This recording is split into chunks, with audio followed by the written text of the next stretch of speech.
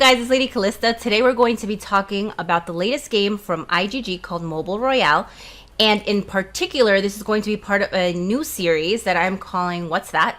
And it's going to be about diplomacy and technology. This is basically a section of the game that is completely new to Mobile Royale. It does not exist in Lords Mobile. I haven't seen anything similar to this in other kind of games within this genre, so wanted to do a video to explain it. I think understanding this early on is going to be immensely helpful, so that's why I wanted to make sure this was kind of the first thing that I talked about. Now, in essence, let's start from the very beginning. Diplomacy is going to be about relationships that you have with 8 distinct clans. Each clan is unlocked by going through the campaign section of the game. This should look really familiar, guys. This is in essence the same thing as like chapters in Lords Mobile, except that every time you unlock a chapter, so let's say chapter 1, you're going to be able to interact with a new clan, right? And you can see that there by the kind of the flags. So the first one is Kingster, then you have Sunslingers, Flamehammer, Steambeards, Anthropos, Moonseekers, and Bloodbite, which is where I'm stuck right now. I need to finish 7-6 in order to be able to unlock that clan and give me the opportunity to do a few things with them. Today, again, we're going to be talking about the diplomacy piece of it and the technology, but there is also a trade piece that I will cover in another video because I am going to be doing a whole bunch of videos on Mobile Royale. So let's talk about the diplomacy notice board. That is the little scroll that you see in the middle of your castle. You click that and it takes you to this screen. Now, on your left, you're going to see a series of requests. These are requests from the diplomats of those particular clans. And what you do is very, very simple. You are in essence going to give them or trade with them materials. So the request is there. You can see they want pulleys and they want absinthe, I think it's called.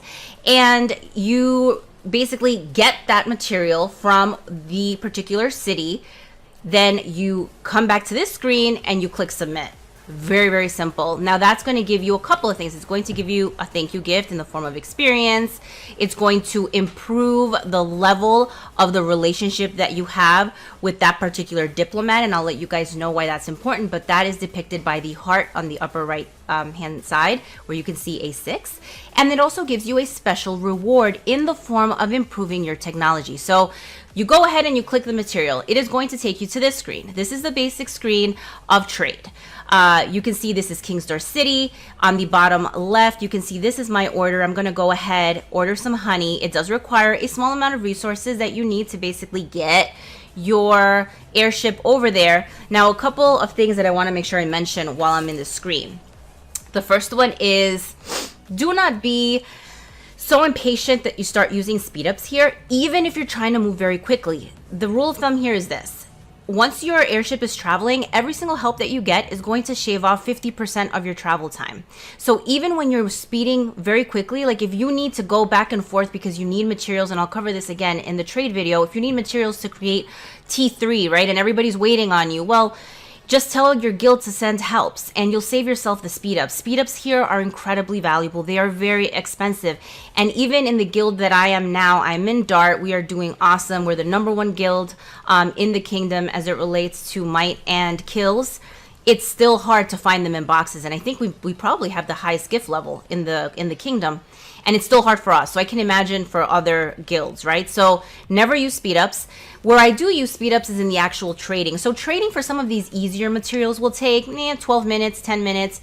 And I do get a whole lot of these in boxes. So that I'm not as worried about. Then your airship is in essence going to come back to you. Again, here it's not going to request that you ask for help, but it automatically puts that request for you. So that's a rule of thumb.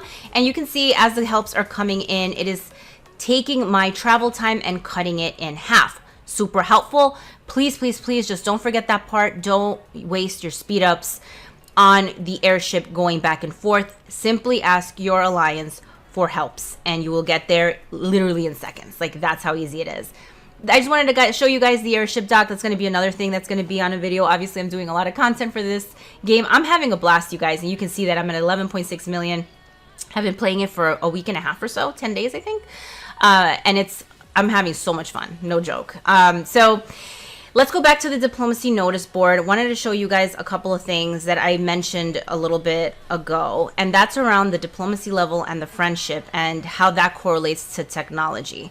Technology in this game is super important. I would say this, along with the way that you attack, are two of the most kind of huge changes that IGG has made from Lords and Mobile Royale. So let's talk about tech. I click switch tech. This is what it looks like. Now think of it this way, guys. Each card that you see there, think of those things as cards, is basically a clan. You can see I mentioned clan 7 and 8. I haven't unlocked. That's why I can't work with them. And in order to explain technology, I want to do this very easily. Look at all the ones that are blue. Let's call that blue technology. That is going to be your civil technology. What does civil technology means? In essence, it means the technology that you're going to use or switch to impact your resourcing. So we talked about the fact in the first video that you only have one resource building. You only have one hospital. You only have one barrack. Huge change, right? The way that you're able to basically become a hyper, and I'll do a resource hyper video for sure, because that is super important. I can already see a lot of us are starting to kind of struggle with resources. Resources are huge in this game. I am all about making sure that you figure this out very, very early, because it is going to help you. But you can basically pick food production, stone production, wood production.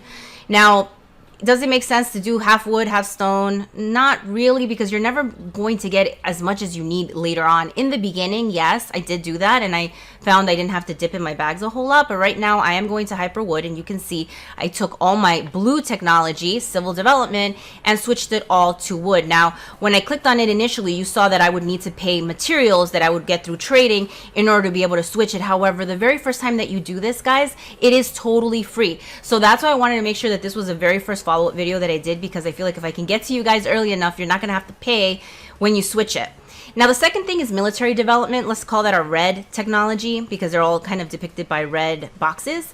And you have three different kinds. You can either increase the ability of your hospitals, increase the ability of your barracks, or make your barracks move quicker. Now, in the beginning of the game, I mentioned this in the first video, you have like an absurd hospital capacity of like 1 million troops, right? So I really wouldn't ask you guys to touch the military development that first week until that boost goes away. Once that boost goes away, given how small the hospital capacity is, I highly suggest you think about increasing your hospital capacity through your technology. Now you can see here, the reason that I have it this way is I am joining rallies, big rallies.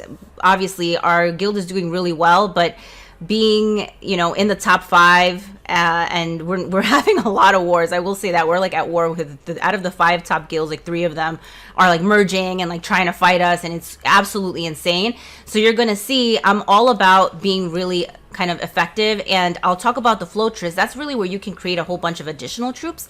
So what I focused on is increasing my infirmary healing capacity. Now this is going to be helpful if you're participating in rallies, if you're going to get attacked, if you're fighting for forts.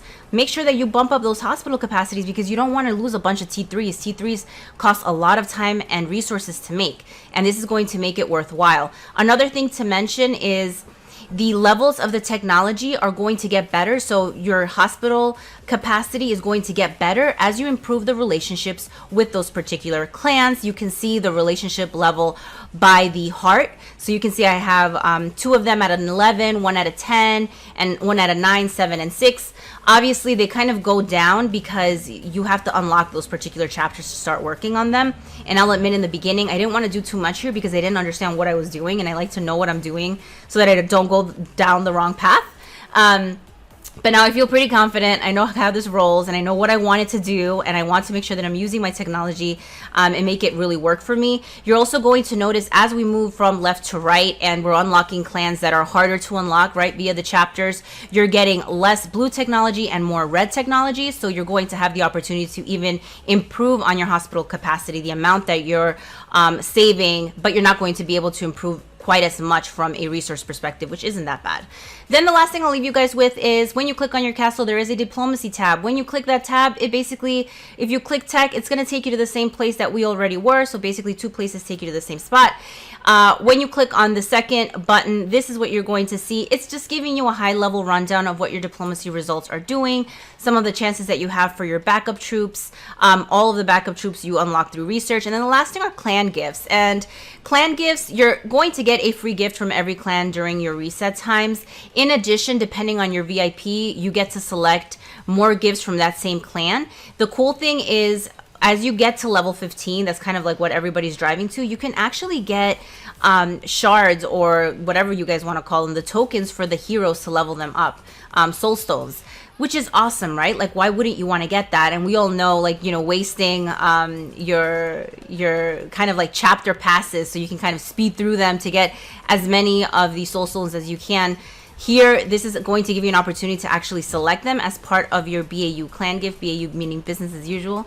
So it's going to make it really easy and nice, I think, once you unlock at that level. So this is something that it only takes a few minutes, right? Like, honestly, some of the easier stuff will take like 10 minutes to trade. So while you're online, always make sure that you're constantly doing this. I struggle with that sometimes. I get caught up on some of the bigger stuff. This is one of those things that you have to be doing every single time you're online, and it's really, really going to help you and make a huge difference.